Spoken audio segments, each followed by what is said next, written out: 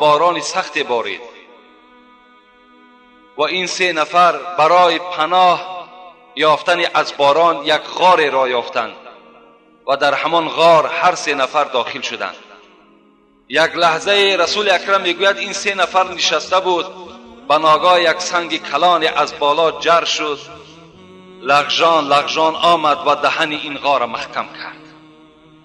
این 3 نفر در داخل در یک تاریکی قرار گرفتند و در حیرت ماندند. گفتند اگر حال به همین انجام یابد ما و شما هلاک میشویم،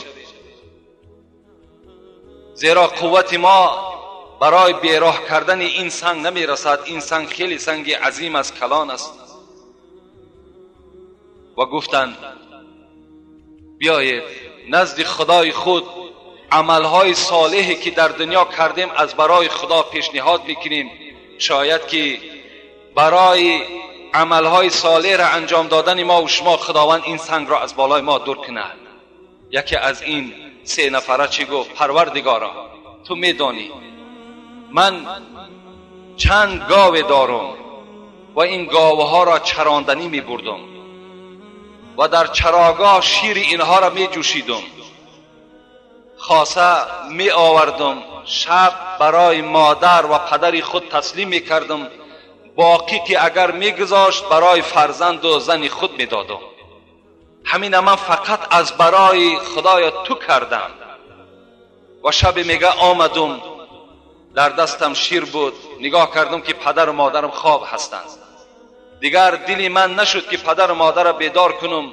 همان ظرفی در دستم انتظاری کشیدم.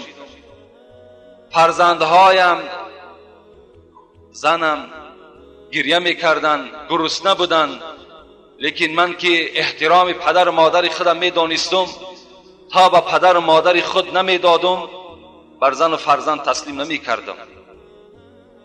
تا روز ایستادم، وقتی بامداد شد پدر و مادرم بیدار شدند، این شیر را به آنها تسلیم کردم، باقی او را بعد به فرزندهام عطا کردم. خدایا این حادثه را تو از من دیدی، من این خاطر شما و ترس شما کردم. خدایا به حرمت این عملی صالح کمی این سنگ را از بالای ما دور کن تا که این آسمان سفید را ما بینیم. خداوند میگد این عمل که خالص از برای خدا بود، کمی این سنگ میگد بیراه شد، کمی روشنی در داخل غار پیدا شد. دویم نفر این میگد دست برداشت. خدایا گفت تو میدانی من یک دختر عمکی داشتم، بسیار به این دختر عمکیم علاقه زیج داشتم، بسیار رفت آمد داشتم و حرکت من این بود که با این دختر عمکی خود یک جایه شم، زنا کنم. او روز یک برادر سوال کردند در شبهای تراویح که من سخن شما را گرفتم، با دختر عمکی و تقی خودم سلام نکردم، امروز اونا از من ملال شدند. میلش ملال شوند، خدا از تو ملال نشود، پیغمبر از تو ملال نشود، شریعت از تو ملال نشود. این حکایه، این حدیث پیغمبر خداست. این جوان اراده زنا داشت با دختر عمکی خودش.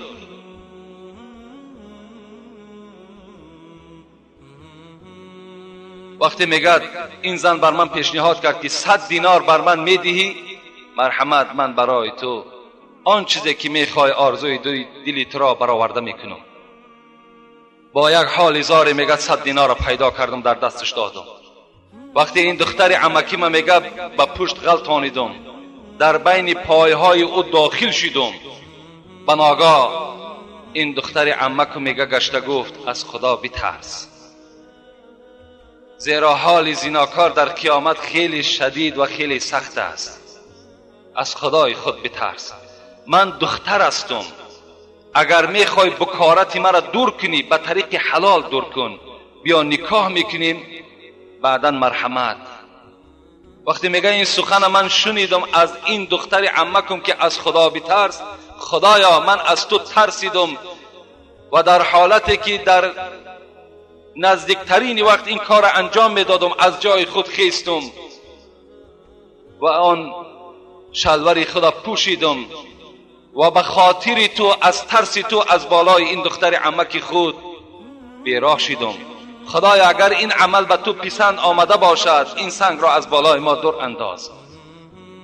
خداوند که میدانست که این عمل صالح بنده صالح بود، از برای خدا بود، کمی میگه با سنگ بیراه شد.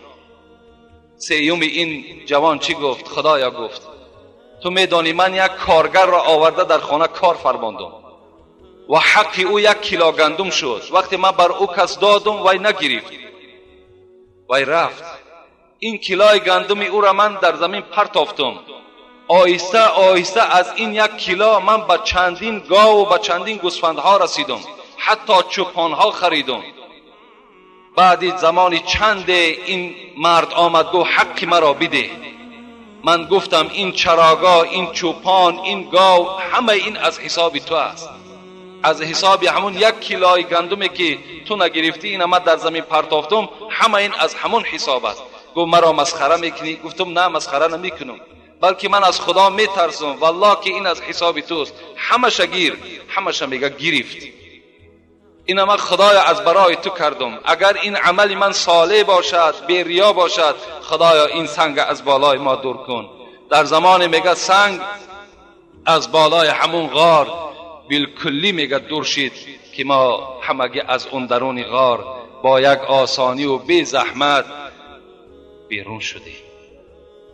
ببینید عمل صالح در دنیا چگونه انسان نجات میدهد، در آخرت هم البته ما و شما را نجات بدهد. منم افتتاح سخنم همین بود که برادرای عزیز، یک روز بود، روز جمعه اول ماه رمضان بود. امروز جمعه آخری از ماه رمضان است. 1 ماه از حیات همه ما و شما گذشت. کار کنیم، بادروا بالاعمال صالحه را فراموش نکنیم. پیغمبر خدا گفتند در عملهای صالح سراسیمه باشین که حیات شما تیز میگذرد.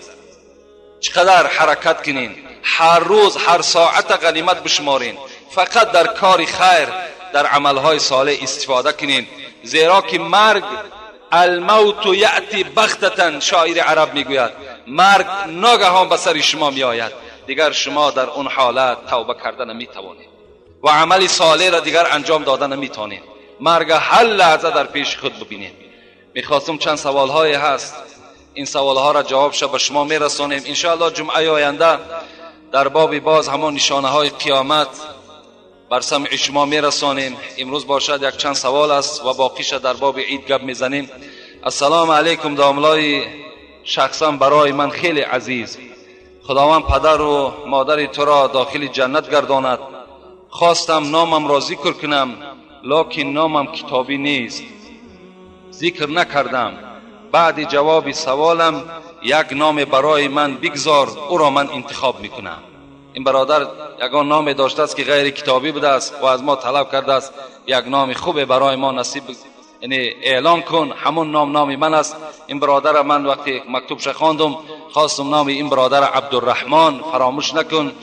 وقتی عبدالرحمن ما ذکر کردیم کراما کاتبین یعلمون ما تفعلون، این کراما کاتبین نام تو را در همون نامه اعمال تو چگونه که در پشت یک دفتر ما و شما نام خود می نویسیم، در پشت کتاب تو می نویسد نام تو، دیگر اون اولا نه بلکه عبدالرحمن است و روز قیامت تو را به نام عبدالرحمن صدا می دهند.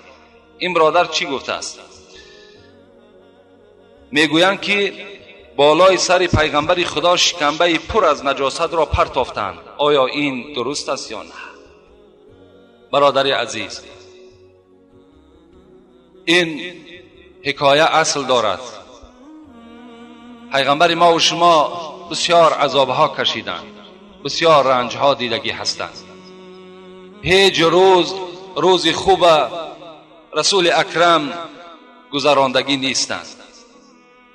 جایگاه خوابی که امروز ما و شما نرم خواب میکنیم این گونه جایگاه خواب نداشتند. این طعامهایی که امروز هر گونه‌ای که ما و شما میخوریم این طعامها در پیغمبر خدا وجود نداشت و نمیخوردند. و این ساعتهای درازی که ما و شما استراحت میکنیم این استراحتها از بالای سر پیغمبر خدا برداشته بودند. یک مسئولیت کلان را رسول اکرم حس میکردند. حتی اسماء دختر ابوبکر صدیق یک کیسه یادم آمد، الحال اینا به شما میرسانم. اسماء دختر ابوبکر صدیق بودند. وقتی میگن از من پرسان کردند که سختترین و شدیدترین روزی مشقت پیغمبری خدا را میدانی یا نه؟ بچه‌ها التماس در حالت صحبت گپ نزنین، آمدین در یک جا بنشینین، جا کی شد انشاءالله بعدا جا میشود. اسماء چی گفتند؟ اسماء گفتند روز رسول اکرم در مسجد الحرام نماز میخواندند، مسجدی که الحال حاجی ها رفته زیارت میکنند. بناگاه میگه یک توده مشرکین بالای سر این پیغمبر خدا هجوم کردند و هر کی هر خیل آزار در بالای پیغمبر خدا میداد. کدام او با شتم میزد، کدام او با دست میزد، کدام او توف میکرد، کدام او با زبانش لعنت میگفت، هر گونه آزارها میدادند این مشرکای عرب. صدا آمد، صدا بلند شد از داخل مسجد الحرام که یار محمد ابوبکر را فیراد کنید تا که این رفیق خود خلاص بگرداند. اسماء میگد ابوبکر نزد من بود، پدر من که بود نزد من نشسته بود و همان روز میگه 4 گیسوی میگه کشال کردگی داشت، یعنی 4 گیسو، 4 همون مویهای بافته‌ای که میگیم 4 موی بافتگی میگه خیلی زیبا میگه بافته بود و نزد من نشسته بود. وقتی این صدا را شنید میگه رفت حال پیغمبر که دید میگه حضرت گریان شدند، داد گفتند اتقتلون رجلا ان یقول ربی الله، آیا مرد را شما قتل میکنید که فقط میگوید خدای من یک و یگانه است؟ با همین سبب، با سببی که میگوید خدای من یک و یگانه است، شریک ندارد، این بت‌های شما بیکاره است، با همین سبب یاری مرا قتل میکنی؟ این سخن وقتی میگه از ابوبکر شنیدند، همگی میگه بالای ابوبکر غور کردند، رسول اکرم بیراه کردند. اسماء میگه ابوبکر وقتی به خانه آمد میگه همان گیسوهای کشالی که داشت میگه وقتی آهسته میگه میقپید، گیسو خودش میغلطید، میگه از حساب بسیار کشیدن و از حساب آزار بسیاری که بالای سر ابوبکر دادن، این گیسوها هم میگه دیگر بالای سر ابوبکر نماند. برادر عزیز، ابوبکر هم آزار کشیدن، عمر هم عذاب کشیدن، عثمان هم عذاب کشیدن، علی هم عذاب کشیدن، تمام صحابای پیغمبر برای اسلام عذابها کشیدن، رنجها دیدن، جانهای خود چکار کردن؟ جانهای خود از دست دادن. رسول اکرم میگه روز در مسجد الحرام بودن. این سوال جواب برادر است. عبدالله ابن مسعود روایتش میکند، در صحیح بخاری هم میگذرد، میگوید وقتی که سجده طولانی میکرد پیغمبر، سری خود که در زمین میگذاشت، به نهایت دراز سجده میکرد و گریه میکرد برای غم امتش. ابو جهل همراه میگد هشام و همراه عتیبه و همراه عقبه ابن معید، همراه ابی ابن خلف، 7 دشمن خدا میگه یک حلقه نشسته بودند. خیال شونم این عمل ابو جهل نگذشت. ابو جهل برداشتن آمدن بالای کتف پیغمبر خدا، این شکنبه را پرتافتن. چنان میگه شکنبه کلانی بود. عبدالله ابن مسعود میگوید که من خرد بودم، من اگر چی سین سالم کلان بود لکن جسم که خرد بود، میگه من توانایی این شکنبه را از بالای پیغمبر بیراه کردن نمیتوانستم. لکن میگه صدا وقتی که به فاطمه رسید، فاطمه میگه گریان آمد و حال پدر خدا که به این صورت دید، شکنبه را میگه از بالای پیغمبر خدا بیراه کرد و با همان کرته و با همان لطه خود میگه شانه و روی پیغمبر خدا را پاکیزه میکرد. رسول اکرم وقتی که خیس از جای خود حالت دید، یک بوی نجاست در وجودش پرتافتگی، حضرت دستش برداشتن گفتن اللهم علیک قریش، خدایا تو را من گواه میگیرم با آنه که این عمل قریش نظر کن، این عمل اولاد مرا نظر کن. خدایا گفت پروردگارا اینها را در عذاب خودت گرفتار کن. دیری نگذشت میگه جنگ بدر شروع شد، این 7 طایفه در جنگ بدر کشته شدند. البته این حکایه حق دارد، حقیقت دارد. رسول اکرم آزارهای خیلی زیاد کشیدند. ما امتی بی پروا نشیم، ما امتی بی غیرت نشیم، امتی شیم که چگونه که رسول اکرم دلسوزی داشتند ما هم دلسوز باشیم. در عملهای پیغمبری خدا، با دندانهای کرسی عملهای پیغمبری خدا را مستحکم بدارید. بر هر یک گپی هر یک دشمنی خدا ما و شما فرسوده نشیم، دل شکسته نشیم. باید که دین اسلام را چگونه که با این مشقت ها آوردن ما و شما با آسانی از دست ندهیم.